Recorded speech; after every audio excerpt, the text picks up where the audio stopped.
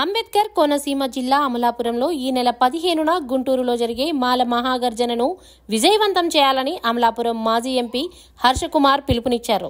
అమలాపురం పట్టణ ప్రెస్ క్లబ్లో మీడియా సమావేశం ఏర్పాటు చేశారు.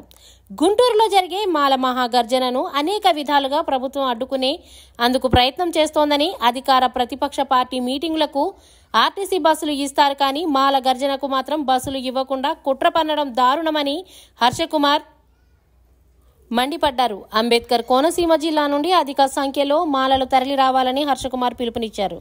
ఎవరు ఎన్ని కుట్రలు పన్నినా సభ విజయవంతం చేస్తామని హర్షకుమార్ పిలుపునిచ్చారు.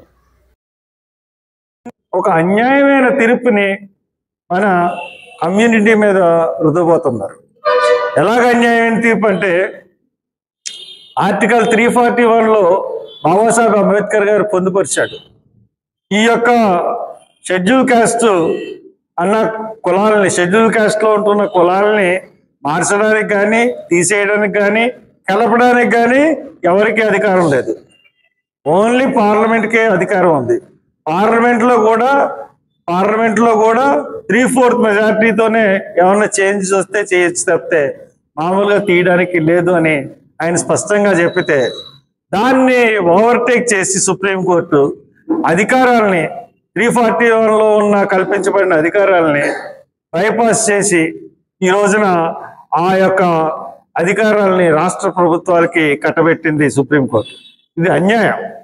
ఎందువల్లంటే బాబాసాహెబ్ ఈ కులాలన్నీ కలిసి ఉంటే ఎప్పటికన్నా వీళ్ళ రాజ్యాధికారం సాధించుకుంటారు, వీళ్ళ హక్కులు సాధించుకుంటారు. వీళ్ళకి ఈ యొక్క వివక్ష అంటరానితనాన్ని పోయి వీళ్ళే పాలకులు అవుతారన్న ఉద్దేశంతో పెట్టిన అది ఆర్టికల్ 341 అన్నది కలిసి ఉండాలన్న ఉద్దేశం. కొంతమంది ఇప్పుడు ఉత్తర భారతదేశం అంతా కలిసే ఉన్నారు. ఒక దక్షిణ భారతదేశంలో తెలంగాణ, ఆంధ్రాలోనే ఒక మనువుకి దగ్గరైన బంధువులాగా ప్రవర్తిస్తున్న వ్యక్తి వల్ల ఈ యొక్క వైమస్యాలు ఏర్పడే పరిస్థితి వచ్చింది.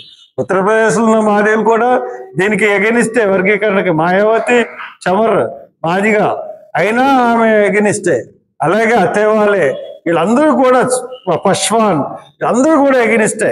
కాబట్టి మేము కూడా దానికి ఎగనిస్తూ ఎట్టి పరిస్థితుల్లో supreme court, prime minister Chandrababu Naidu కుట్ర చేశారు. కాబట్టి ఎట్టి పరిస్థితుల్లోనూ మనం ఈ సభను విజయవంతం చేయాలి.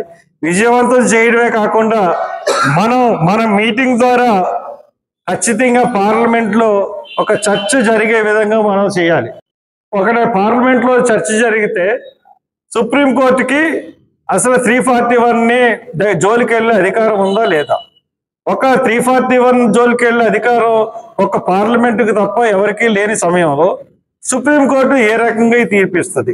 అంటే సుప్రీంకోర్టు గొప్పదా, పార్లమెంట్ గొప్పదా, రాజ్యాంగం గొప్పదా? ఎందుకంటే సుప్రీంకోర్టు రాజ్యాంగానికి లోబడి ఉండాల్సింది. రాజ్యాంగం ఏం చెప్తే సుప్రీంకోర్టు ఆ తీర్పు ఇవ్వాలి. అటువంటిది రాజ్యాంగాన్ని మార్చే అధికారం పార్లమెంట్కి ఉంటుంది. అంటే పార్లమెంట్ ఒక్కదానికే 341 మీద అధికారం ఉంటుంది తప్పితే సుప్రీంకోర్టుకు ఉంటుంది.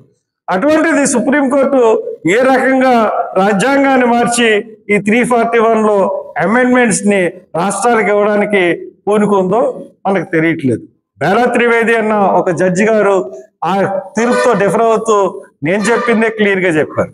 కాబట్టి ఇది ఇమీడియట్గా సుప్రీంకోర్టు అన్న విత్డ్రా చేసుకుని ఈ జడ్జిమెంట్ని ఇంత పూర్వపు పరిస్థితులు కల్పించాలి. లేదంటే పార్లమెంట్లో చర్చ జరిపి సుప్రీంకోర్టు ఇచ్చిన జడ్జిమెంట్ని క్యాన్సిల్ చేయాలి. అది మా సంగతి. రేపు